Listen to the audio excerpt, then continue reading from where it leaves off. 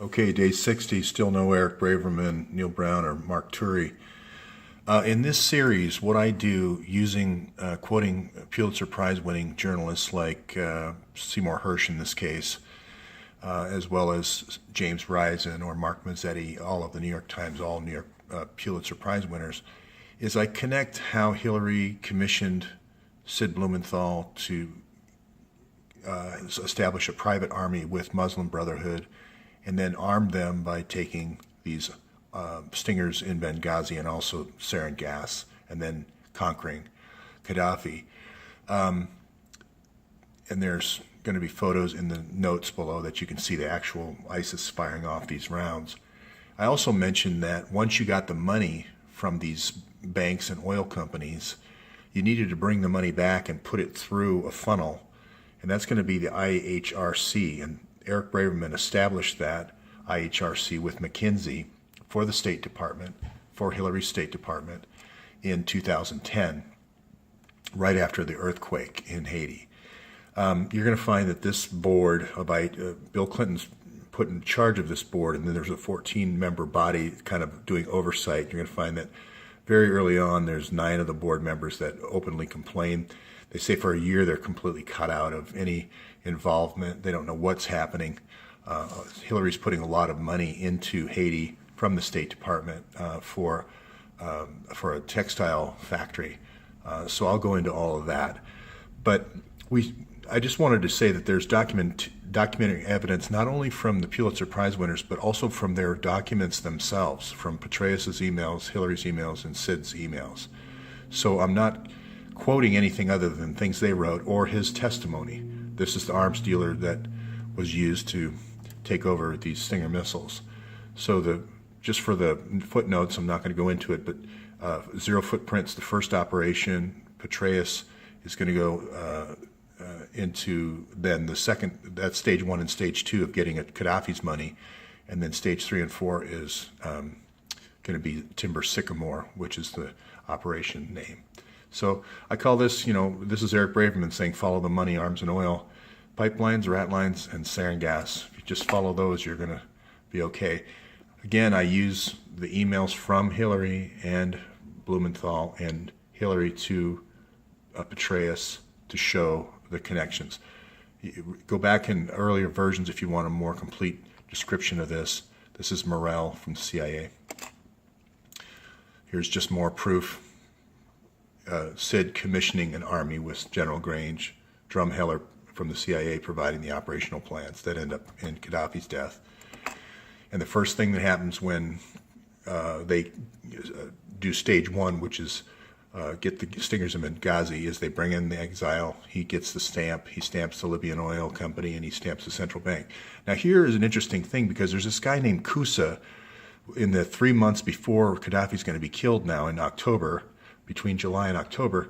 There's this guy named Kusa. And what I believe is they're telling him, buy gold. They're going to seize all your assets your hidden assets, the 256 billion in Swiss accounts. Buy gold, buy diamonds, buy art, buy all these what they call negotiables, so that you can get your wealth out of the country if you do end up getting deposed.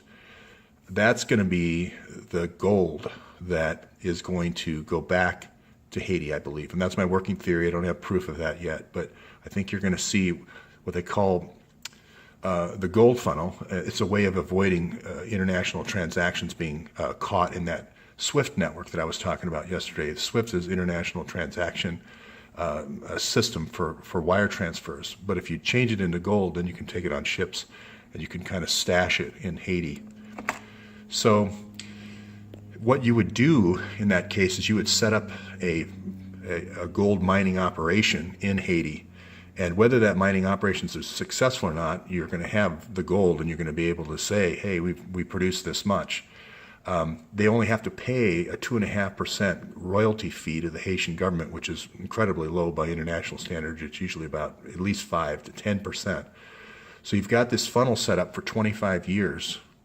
You can funnel gold. Every time you topple a country, you want to convince the dictator to change over into gold and then bring it through and funnel it through here. Now I'm going to say something that's really very controversial, and this is probably why I waited this long to do this. So that you need to go back in the previous episodes and look and see how oil determines these events, these world events. The world events, if you look at it just from the arms level, it's like watching a fireworks factory explode.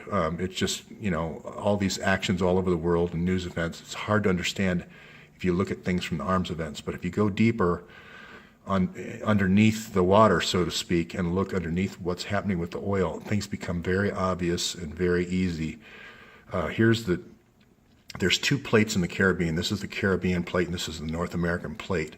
And when there's a shift, that's why you get a tsunami, because the whole plate shifts and you're going to have that sort of action. There's another plate, a subplate here that goes right through Port-au-Prince. Now, what's significant about that, forever in the oil business, they've used explosives to try to generate a seam, what they call a seam in this plate, and then that gas will bubble up and you follow the gas bubbles to the oil. And that's been used for a long time. Now, the interesting thing about this earthquake, it didn't have a tsunami. It wasn't like a plate shift. You'd expect water to be going that way in the plate shift, or a tsunami being generated this way. You'd also expect seismic activity to ripple all across here through to the Dominican Republic, and you didn't really have that. What you had just as a localized earthquake. Now, I'm not saying a nuclear weapon was used, but I do know in the late 90s, India was encouraged to use underground nuclear testing and it developed their oil field in that part of India. Using a nuclear weapon there to create this oil field. Now, this country now has more, in 2010, because this happened, it now has more oil reserves than Venezuela, which is one of the top oil producing countries in the world. So there's a huge economic incentive. I realize that's beyond sarin gas, using sarin gas on children right now in Syria. But I'm putting that out as a working theory, because so much gas was discovered right after this, and I mean 10 days after the earthquake. And I'll put that in the footnotes. Also, they choose, even though the earthquake's down here and all the destruction, and immediately a military force also came in here, a very strong military force, helicopters, etc., not really involved in the aid. Hillary came down and flew down and just stayed on the tarmac, didn't even go visit, because Port-au-Prince was under kind of military siege. That's another sign when you see tremendous military action and security and no aid being provided is another telltale sign of an oil play. They built this textile factory up here in this northern part of Haiti, which really didn't help anybody down here in Port-au-Prince. And the other odd thing that happens is, this is up near where Tony's gold field is. There's going to be a lot of infrastructure development here, roads, so forth, being put in. It also just happens to be another subplate right here. So this is actually a perfect spot for an LNG port, and a perfect spot for offshore oil drilling. So there's the factory and so forth. Hillary does come down and visit 2 years later, and they bring down a lot of celebrities and so forth. But there's about $300 million that goes into this factory, and then there's a total of about $1 billion spent in the State Department. Of course, only about 10% of the houses are built. There's a general ratio of those, about 10% actually gets through to actual aid. So this is not related directly to Hillary, but I just wanted to show, this is the South China Sea and all the oil exploration that's going around the South China Sea. Again, it makes the news much more understandable, because this shoal here, Scarborough Shoal off the Philippines, is where that drone was captured. The reason why is this is a joint development between all these countries, okay? All of them around, this is a joint development. But here is the current state of play, which is Vietnam thinks this is their water, Philippines thinks that's their water, China is recognized this far, but China wants this. A big chunk of Philippines oil and a big chunk of Vietnam. And the guy pushing this is Kissinger. And again, working theory, no proof, but I believe that they've made a deal. This goes all the way back to the Lincoln bedroom, as far as deals with the Chinese. I believe that they're trying to cut out the Vietnamese and the Filipinos. So you can see this joint pipeline is in doubt, and the Chinese may just go and do their own pipeline here and protect it with they're talking about putting the military base there with these kind of sandbar islands. So again, it just shows you the whole Trump thing and capturing the drone and all this. It's always related to what's under the water, not what's above the water, the arms. Here's an oil guy. This is KKNR. He's partners with Neil Brown now, but he's been very close associate of Kissinger for a long time. And you're going to just find these emails that he sends it's going to be this rolling strategy to pick up countries in a row to clear oil right of ways. So my prediction for the Cuba and my prediction for Puerto Rico is all the way out to Jeffrey's Island, is you're going to have an oil pipeline along that fault line that I said. So here's a recap for viewers who haven't seen this before. These were the first two steps to get, Gaddafi's money and oil, and then they were going to take the arms, these Stinger missiles and the sarin gas up to ISIS. Here's Chris Stevens is killed because he says, hey, wait a minute, sarin gas wasn't part of the plan. And now, just to update, this is step 3 and 4. We're going to use sarin gas attacks to open up this pipeline from Qatar to Bulgaria. They did that, step 3, which is all these Aleppo attacks. Now the Russians are discovering all these weapons artifacts, and they're going to test those. That's exactly what happened when they tried to attack Damascus in a huge attack, 1,400 people killed.